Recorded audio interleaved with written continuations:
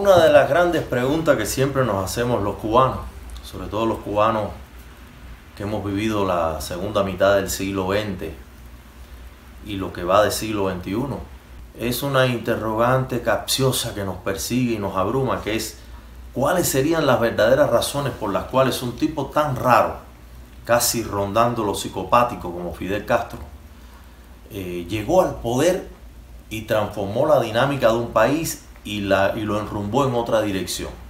Un país que, si lo analizamos en sus estudios comparativos con otras naciones latinoamericanas y centroamericanas, tenía muy buenos indicadores económicos, muy buenos indicadores sociales, muy buenos indicadores de crecimiento.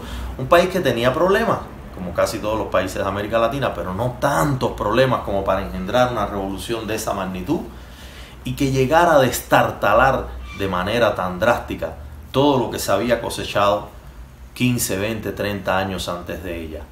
Esa es una pregunta que hay que responder desde la historia oficial y desde la historia extraoficial. Hay muchos autores que se están metiendo en estos temas, son autores que están alternos a la academia, que están abriendo otros caminos de investigación, otras epistemologías, porque no quieren contentarse con esas causas socioeconómicas y políticas que siempre mientan y siempre mencionan como un mantra los mismos historiadores, con esta visión academicista, almidonada, estrecha, rígida, de algoritmos elementales, ¿no? A mí me gusta mucho pensar siempre en lo no evidente, en lo que no se dice, en lo que está secreto, oculto, en las agendas oscuras. Me gusta pensar en la mano peluda que hay detrás de la historia. Me gusta pensar en la ingeniería incluso sociopolítica, porque Fidel Castro llegó ahí de una manera muy extraña, como también llegó Batista de una manera muy extraña. Ambos son golpistas, ambos son gentes que utilizan la beligerancia, la fuerza, las armas para asaltar el poder, para usurpar el poder y para despojarle la riqueza a los que la detentan y el poder a los que la detentan y ocupar ellos ese lugar con una promesa salvífera, con una promesa de mejorar la nación, y lo que pasa es que termina empeorándose.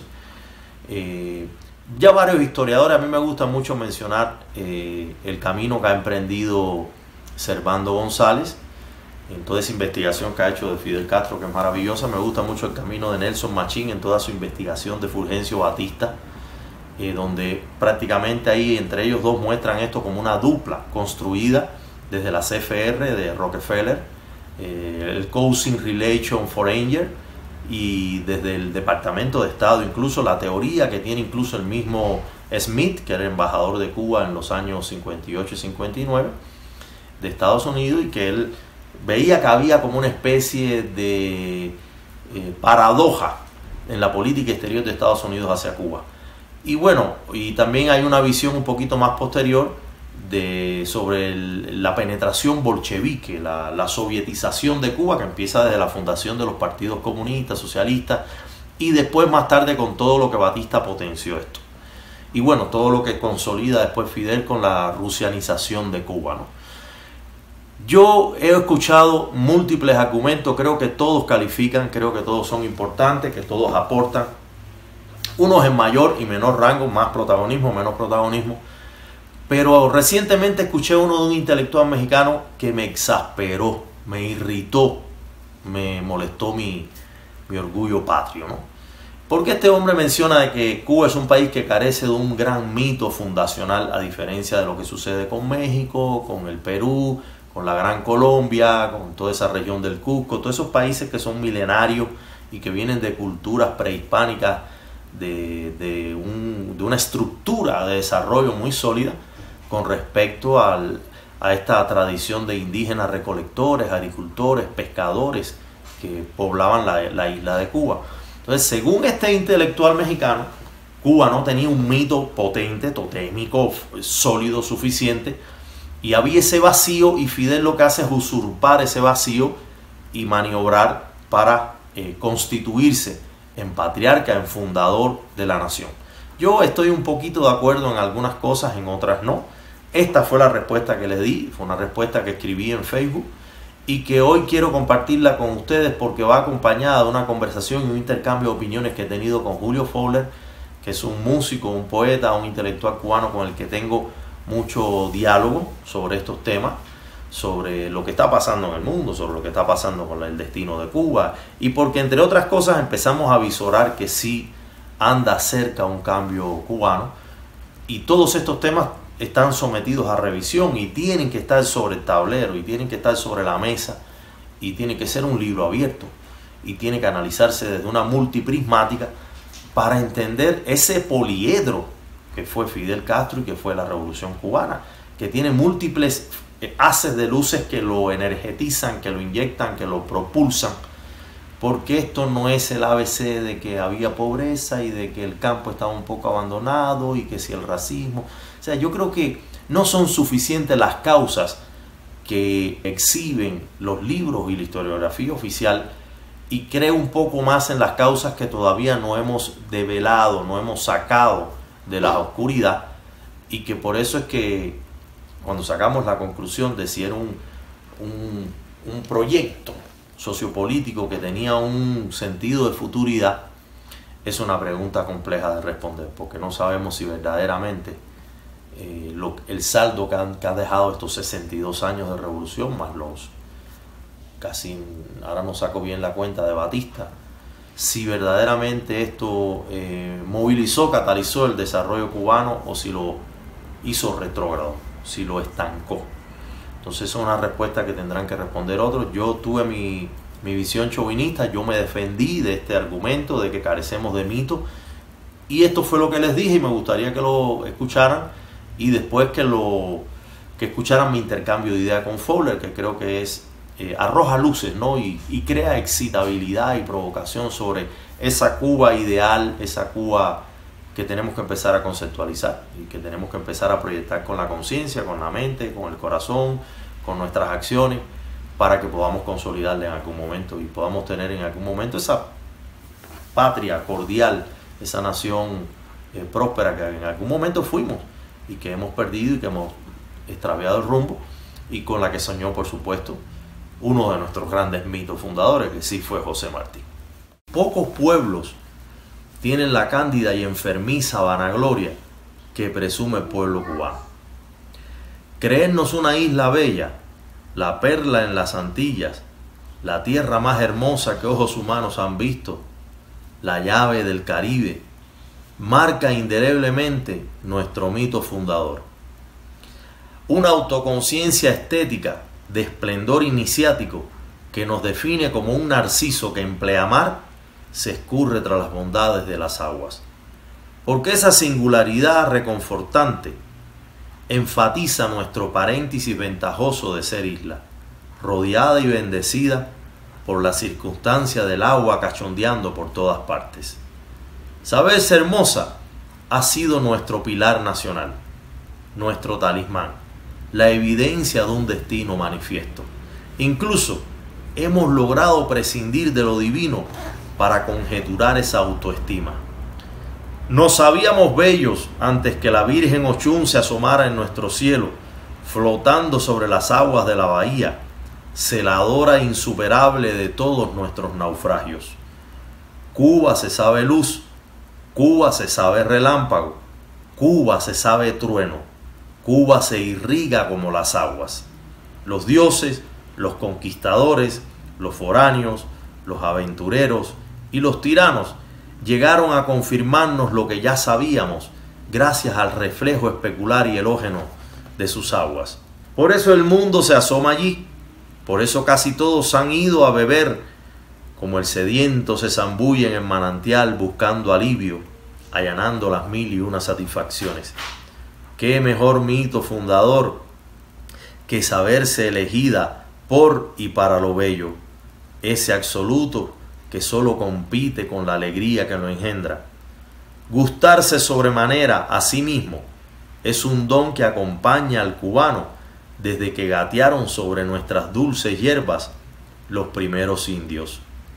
Cuba tiene una misión y los cubanos la acometemos bailando y llorando, con desazón y martirio, al son obstinado que solo bailan las disciplinadas hormigas. Gozamos nuestra rabia, aceptando con gloria la buena y la mala suerte. Desconocemos el porqué de tamaño designio, pero lo acometemos semejante al monje que obedece una voz superior. Portamos el gen de la desmesura, pero aquilatado por el arquetipo de la ternura. Antes de que el sol se arrodille en el horizonte, los cubanos día a día llevamos a cabo nuestros sueños como un Sísifo empujando una piedra sobre las aguas, a veces surfeando, a veces desnorteados, a veces como una trucha que se cree un salmón y navega entonces contracorriente. Nunca nos socava el hundimiento. Epicuro pudo haber nacido en Cuba. Buda se hubiera iluminado a la sombra de una palma real, pero no hicieron falta semejantes hipérboles, porque en Cuba nació Martí. Vayan a cingar a otra parte y déjennos hacer nuestra propia historia, porque Fidel Castro es apenas un punto y coma en nuestra trama, un charco a superar en nuestras andanzas. Lo que viene en camino es coquito con mortadella. La fiesta de la reverberancia, encandilación diluviana. Cada pueblo reconoce la misión que le toca cumplir de la manera que le da su gana. El cubano nació para llevársela cerca. Tíralo como quiera, que siempre cae de pie. Mi hermano, buenos días. Estuve leyendo y al mismo tiempo disfrutando tu respuesta al intelectual mexicano. Que por cierto, lo primero que te quiero decir es que me parece que es un discurso muy pertinente el tuyo, pues como ya sabes, se inserta en un contexto geopolítico bastante oportuno. Ya sabes que estamos viendo cómo poco a poco se va desintegrando el mundo creado por el globalismo frente al reclamo cada vez más acucioso de soberanía política, de soberanía económica, de soberanía financiera por parte de aquellos países que están reconociendo precisamente su origen y sus auténticas raíces. Y tu respuesta, esa respuesta tuya a la ausencia de mitos fundacionales va en ese sentido. Yo lo siento así, que va en ese sentido, y al mismo tiempo, fíjate, tu propio discurso vislumbra un mito posible. Además, un mito que me gusta porque se desmarca del arquetipo del destino manifiesto, que es muy del gusto de las teologías y de esas narrativas que han marcado nuestra conciencia del mundo. Muchas veces me he preguntado, bueno, ¿para qué necesitamos un mito fundacional? El arquetipo del mito fundacional nos va a hacer mejores personas, nos va a hacer peores personas.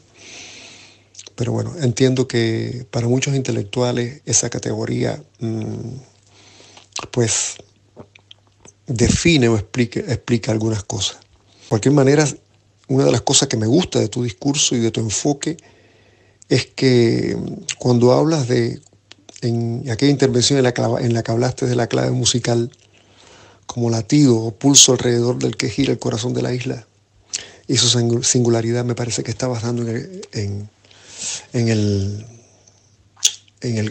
la clave, estabas dando en el centro del asunto y del meollo. Si es que vamos a hablar de mitos fundacionales y si es que vamos a hablar de identidad, incluso sabiendo que no existen identidades fijas, sino en perpetuo movimiento. Pero de cualquier manera simpatizo mucho y coincido mucho contigo, no solo al reivindicar una idea de identidad y una idea fundacional de nación que de alguna manera cohesiona más allá de las narrativas políticas y de los arquetipos políticos alrededor del cual ha girado la identidad y la singularidad cubana, sobre todo en los últimos años. Así que nada, hermano, felicitarte. Vibro con cada reflexión tuya y la verdad que la suscribo y me siento muy identificado con ella. Te mando un abrazo y nada, seguimos pensando este mundo loco y revuelto. Seguimos provocando, cortocircuitando neuronas. Gracias por tu lucidez y gracias por tu palabra y tu sabiduría. Un abrazo grande. Hermano, yo estuve hasta tentado de hacer ahora una segunda parte, porque reflexionando sobre todo esto que tú me dices, ¿no? Yo creo que la maldición empieza, brother. Esto es muy delicado que hasta lo diga por WhatsApp. Porque entonces empiezan a decir que uno es antisemita, empiezan a decir que uno eh, simpatiza con el holocausto judío y toda la locura esa. Pero yo creo que todo este mal empieza en que nosotros vivimos en la era judeo-cristiana y que ellos fueron los que patentizaron la idea de los mitos fundacionales desde Adán y Eva, desde Moisés recibiendo la tabla con las leyes en la montaña de los Anunnaki, con Noé salvando a la tribu y a las especies con la barca que inventó y que le avisaron los dioses. Entonces, todos esos mitos fundacionales han creado un ideario, una ideología de brújula cultural, que si no se tiene esto en tu pasado como un arquetipo reverberante por debajo, entonces no se puede caminar, no se sabe caminar. Es como si tú necesitaras tener el diagrama de la biología, de cómo funcionan las células, cómo funcionan los fotones, cómo funcionan las moléculas, cómo funcionan las proteínas, los aminoácidos. Tendrías que tener todo eso preconcebido intelectualmente para poder dar un paso, porque si no el cuerpo no funcionaría. O sea, esa obsesión por la justificación en el ayer, además, ¿no? De tener que justificar el presente por el ayer. Que eso es muy judaico, brother, y que eso es muy del Eclesiastés también cristiana. Entonces, nosotros cargamos con ese atavismo, porque fuimos moldeados por esas dos tradiciones, por la judía y por la cristiana, que bueno, la cristiana es el hijo putativo, ¿no? Entonces, lamentablemente los académicos han comprado ese cuento. ¿Por qué? Porque también la élite que participa y se sintoniza y simpatiza con esa ideología de lo fundacional y del Génesis, porque es la idea del Génesis, de tratar de entender la estructura evolutiva completamente desde un origen a un destino, porque además ellos construyeron ese sentido de la idea lineal también del desarrollo, como si fuera la única fórmula o la única geometría posible para desandar la existencia. Entonces es terrible, porque ellos que financian las universidades, esta élite financia las universidades, le ha vendido ese cuento al mundo como le vendió la teoría de Darwin como la única teoría posible de la evolución. Y ahora eso es un catecismo que todo el mundo obedece.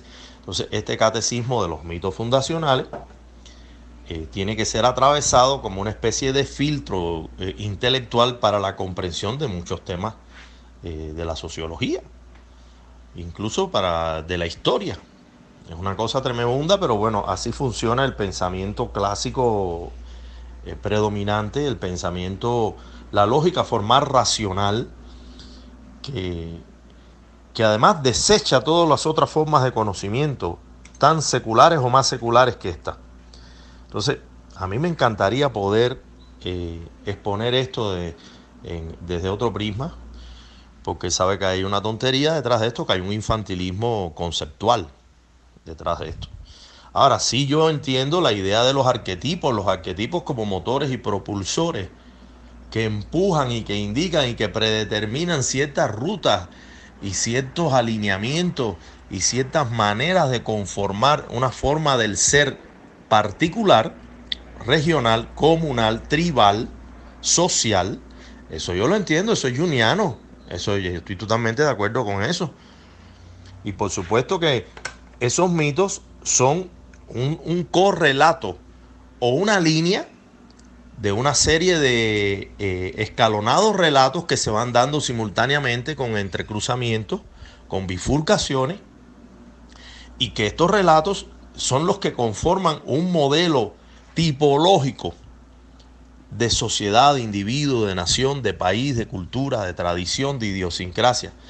Yo entiendo eso, o sea, es uno de los genomas o de los genes. Es uno de los genes en esa cadena genética, en esos miles de genes que hay, que son los que determinan un ser. Pero lo que no puedes es pretender que un gen explique o protagonice por el resto de los genes, explique al individuo o explique la particularidad o explique ese ser y que lo conforme y lo complemente en su totalidad. Es imposible. Entonces, esa es tal vez esta cosa monista que hay de fondo también en la tradición judeocristiana, ¿no? De tratar de que una regla, una ley, una categoría descifre y explicite el modelo completo en su totalidad, ¿no? Ahí es donde tal vez hay una crisis sistémica en esa forma de pensar, y ellos no lo advierten porque ellos van de receta en receta, por decirlo de una manera cotidiana. Las universidades y las academias van de receta en receta, de estudio comparativo en estudio comparativo, de doctrina en doctrina, y ellos tienen que cumplir con agendas que le inculcan de una manera maliciosa, perversa, secreta. Tú lo sabes muy bien, tú mejor que nadie sabes eso, cómo funciona. Y así mismo es el mainstream, y así mismo son los medios, y así mismo son los diseños educativos, los diseños teocráticos.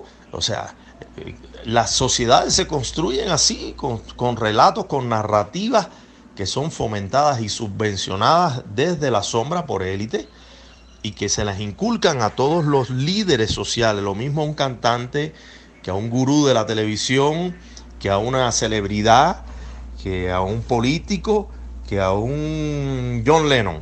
Así te lo digo, a todos les metieron un poquitico de adoctrinamiento de un lado o de otro. Afortunados, bienaventurados aquellos que supieron a tiempo desmarcarse y abandonar ese río arrollador del cual es muy difícil salir, y prefirieron salir hacia un afluente, hacia un meandro, y encontrar otro sentido de la travesía, porque si no, son replicantes, son repetidores que no cuestionan, que no tienen un pensamiento crítico. Por eso yo soy muy defensor del pensamiento crítico, brother, que a veces también se pasa, pero yo soy muy defensor de esa escuela de Frankfurt, porque creo que muchas cosas propone una inconformidad con el establishment todo el tiempo. Es una cosa socrática de fondo, de dudosa y de sospechosa convicción. Y yo creo que ese es el modelo que hay que seguir, brother, para poder caminar. Te voy a mandar un video que te va a encantar de un limpiador de botas mexicano explicando la diferencia entre una creencia y un pensamiento. Coño, es una cosa maravillosa, brother. A partir de una anécdota de Albert Einstein con los Rothschild. ¿Estabas diciendo, perdón? Sí, que Gabriel nace con un síndrome que Gabriel es tu hijo. Hipotonía. Él es hipotónico. Y me preguntabas qué es hipotonía. Y pues bajo hipotonía son músculos. Él cuando nace a los 20 días llevaba 5 operaciones de 20 días de vida. O sea, es impresionante eso. Entonces un día que lo llevo a rehabilitación, nos pasan a una plática y pues la da un teólogo. Y este amigo entrando nos dice: señores, a partir de este instante está prohibido creer en Dios. Todos nos quedamos Entonces estaban instalando sus instrumentos, su proyector, su computadora, y dice: vamos a ver este video. Dice: déjenme el pensamiento que les nació ahí, déjenlo, ahorita lo discutimos. Y corre el video. El video lo graban en Ámsterdam, en Holanda, el primer congreso de economía que hay, lo hacen los dueños del mundo, los Illuminati que crean los Rothschild y los masones que crean los Rockefeller. El invitado especial es Albert Einstein. Le preguntan a Albert Einstein: señor Albert Einstein, ¿usted cree en Dios? Dice: no, jamás, eso no sirve, eso deberían de quitarlo. Y le dice el Rothschild: a ver, ven Albert, quiero que me expliques por qué no crees en Dios. Y Albert Einstein dice: miren, dice, yo no creo en Dios porque es más fácil creer que pensar. La creencia se me hace muy chiquita y el pensamiento muy grande. Yo no creo en Dios, yo pienso en Dios. Entonces Albert dice: pero les voy a decir por qué no creo. Dice: miren, yo no creo porque la creencia no se puede discutir, y algo que no se puede discutir no se puede mejorar, y el pensamiento cada que se discute se mejora. Pero vamos a ver, dice, una persona que cree está aquí en la tierra, pero su creencia aquí se queda. El pensamiento lo activas, se va al universo, al infinito, y es cuando tienes contacto con él. Pero la creencia, dice, es tan mala Porque la creencia, toda la gente que cree, cree y espera. La gente que piensa, piensa y actúa. Yo prefiero pensar y actuar que creer y esperar. Por eso dice, cada que hago algo, no estoy creyendo que Él me va a venir a ayudar, no, yo estoy pensando que Él lo está haciendo conmigo. Y la creencia, dice, la creencia se me hace muy ambigua. La gente solo cree cuando lo necesita. Por eso los pueblos creyentes crecen muy poco y los pueblos pensantes se desarrollan enormemente. Hermano, y mira, respecto a lo de los mitos fundacionales, compadre, a veces nosotros los intelectuales, o los intelectuales, yo no me considero un intelectual puro y duro, ni mucho menos, ¿no? Pero los intelectuales a veces inventamos una heurística bastante, si no complicada, bastante divertida, por otro lado. Como si el mito fundacional fuera importante para un agricultor que todos los días tiene que salir y ver el sol, trabajar en el campo, no qué sé yo, 8 horas, para darle comer a su familia.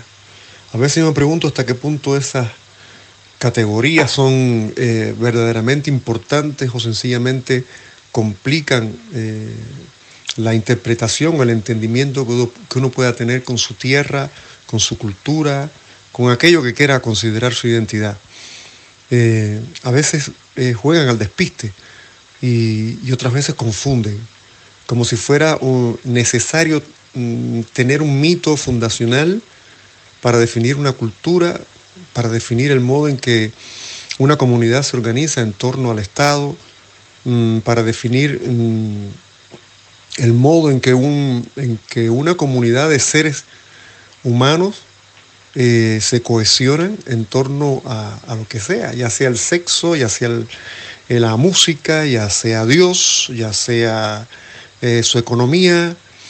Y compadre, muchas veces caemos víctimas, secuestrados por esos conceptos que se convierten en un canon o se convierten en un parámetro, en un esquema de pensamiento sin el cual uno no puede pensar la realidad que le toca. Por eso yo te puse ahí, ¿qué cojones es eso, el mito fundacional?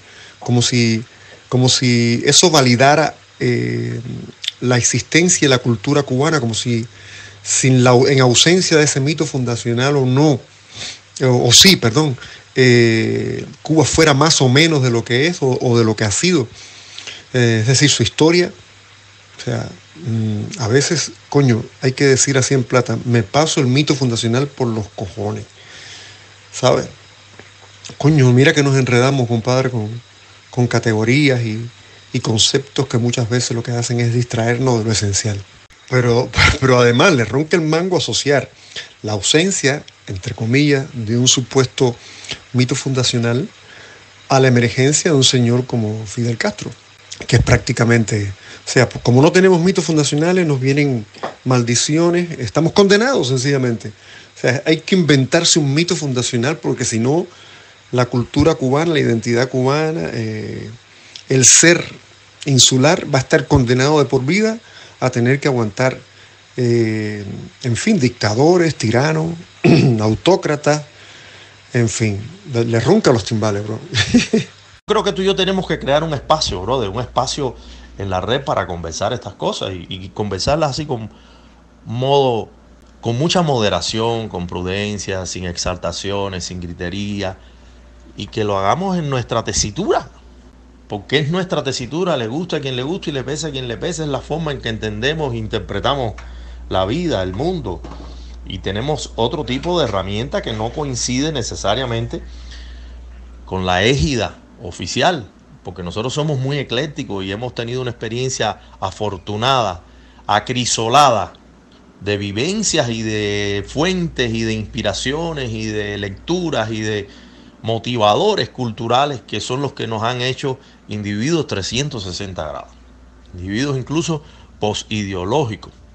Por eso yo soy hasta cuidadoso, Julio. Por ejemplo, a mí me encanta esa idea de la matria en lugar de la patria, a mí me encanta, pero yo soy muy cuidadoso de caer en cualquier tipo de acorralamiento, porque ya una vez que te identificas con uno y excluyas al otro o te vuelves antitético con el otro, estás reproduciendo un modelo cultural hegemónico. A fin de cuentas, la patria es la manera en que designaron nuestros antepasados la tierra de nuestros padres, es lo que significa. Y padre porque, claro, venimos de una cultura patriarcal judeo-cristiana, ¿entiendes? Los fundadores son patriarcas, no se reconocieron nunca a las matriarcas, ¿entiendes? En Adán y Eva la culposa es la hembra, la pecaminosa es la hembra, la que comete el error es la hembra, ¿entiendes? Adán no, Adán podía tener a Lilith como amante o como mujer anterior y eso no se le reconoce, hijo por la izquierda, en fin.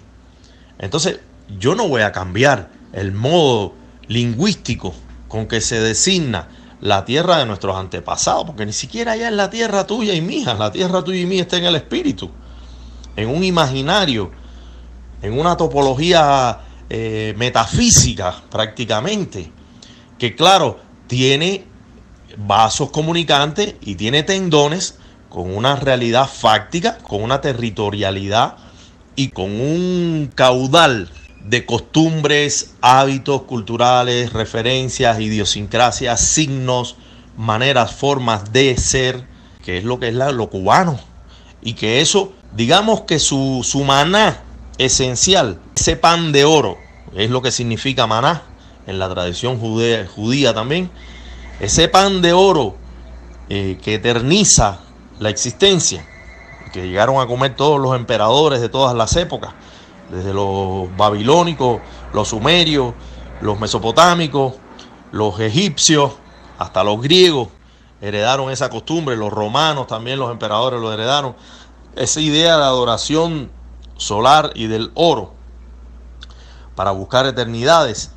Eso es lo que está por debajo también como un mito fundacional en que nosotros necesitemos todo el tiempo la recuperación y la sacralización de nuestro origen sagrado y hacerlo perdurable en el tiempo y mantenerlo vivo incluso por encima de su propia topología, porque esa idea de Guillermo Cabrera Infante de cuando ya en Cuba no queda nada, no quede nada, pues claro, él está apelando también a otra idea judeocristiana, lo apocalíptico. Cuando ya no quede nada, cuando ya venga este gobierno revolucionario, lo haya devastado todo, ya haya descojonado todo, al menos quedará el paisaje, decía Guillermo, ¿no? Esta manera soterológica, salvífeda, de querer restituir el país, la nación, aunque sea en las palmas reales, aunque sea en esos ríos maravillosos, aunque sea en esa sierra, en esos llanos, ¿no? En esas playas. Esa necesidad de ir incluso más allá del hombre, más allá de lo humano, de que la madre naturaleza, que es la matria de la que tú hablas, ¿no? Restituya, recomponga, reconstruya, preserve lo que la mano del hombre destruye con su erosión, ¿no? Que ahí también estamos incurriendo en otro mito fundacional, pero fundacional de una era, fundacional de una modernidad entendida en el sentido cristiano. Entonces, no entendido en el sentido renacentista, ni entendido en el sentido de moda actual o de tendencia contemporánea, ¿no? Entonces, todos estos registros, todas estas narrativas, todas estas categorías, todo esto lo que indica es que todavía nosotros estamos dentro de un paréntesis, dentro de una atmósfera, dentro de un contexto epocal que nos define, dentro de una visión de mundo que nos ha sido inoculado, inculcado, con sistemas de creencias pétreos y férreos que no nos permiten desmarcarnos de ellos para entender nuestra propia vida, brother.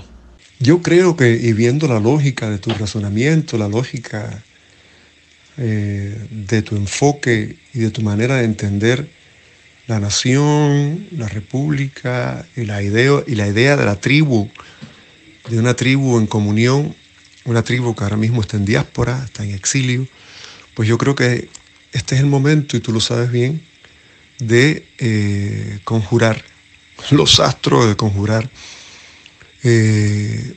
todo lo disperso para intentar precisamente construir esa idea que late en ti como en pocos intelectuales y en pocos cubanos yo he visto. Este es el momento precisamente el momento en que se está desmoronando el paradigma globalista, el paradigma geopolítico globalista.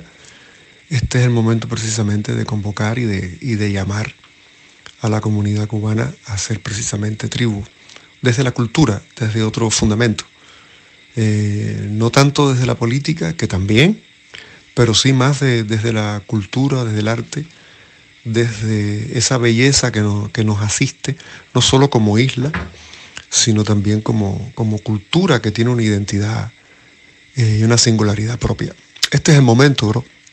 Así que yo creo que viendo cómo las soberanías se van demandando, exigiendo y reclamando ante un viejo orden que se desmorona, es el momento precisamente de hacer, si no patria, por lo menos matria, o construir, crear, generar una idea de cohesión, o sea, que cohesione a aquello que identificamos con lo criollo o con lo cubano, ¿vale?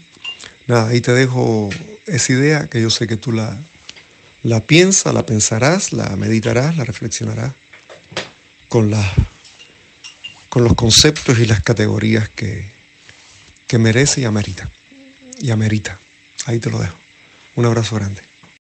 Y además qué doloroso que nuestra generación, qué bendita desgracia para nuestra generación, tener que haber participado de una experiencia tan rara que es el puente o la transición de un amor y una devoción nacionalista hacia una existencia postnacionalista y globalizante. Porque no quiero hablar de ismo, porque el globalismo es otra cosa. El globalismo es una perversidad y es una agenda secreta enferma, y lo sabemos. Pero la globalización, que es una tendencia y un fenómeno hacia la terricolaridad, vaya, por llamarlo de alguna manera, la condición terrícola, por la condición planetaria, la concepción de hombre que pertenece a un planeta, que es hacia donde vamos inevitablemente.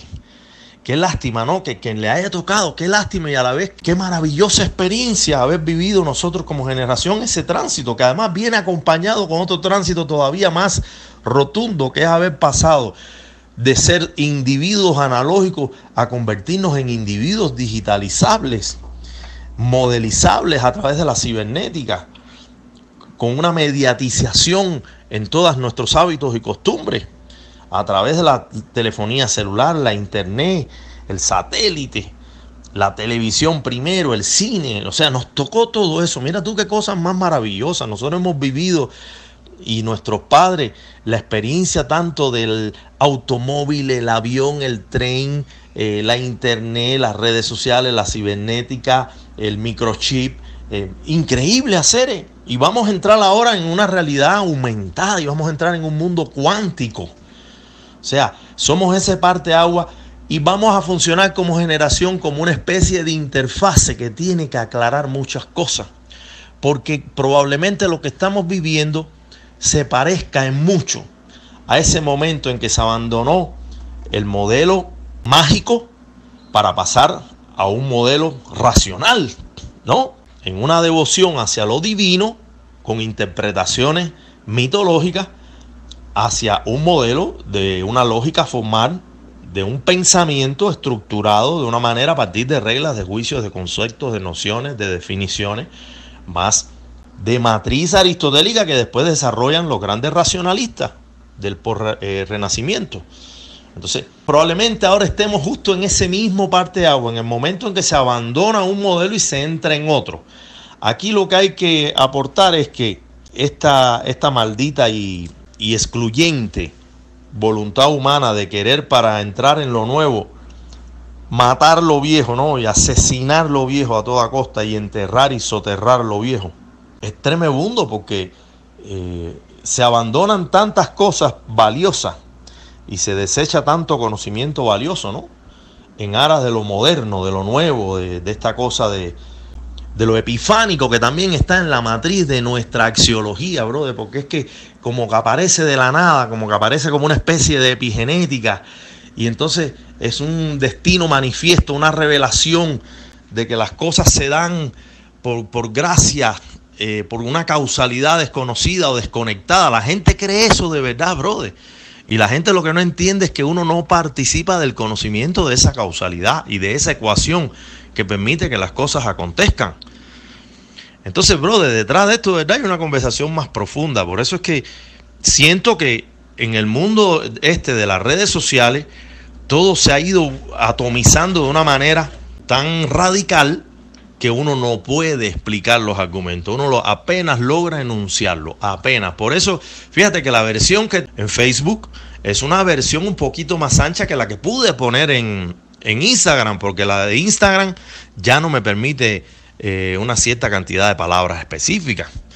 Y así entonces termina uno creando más confusión en lugar de aclaración.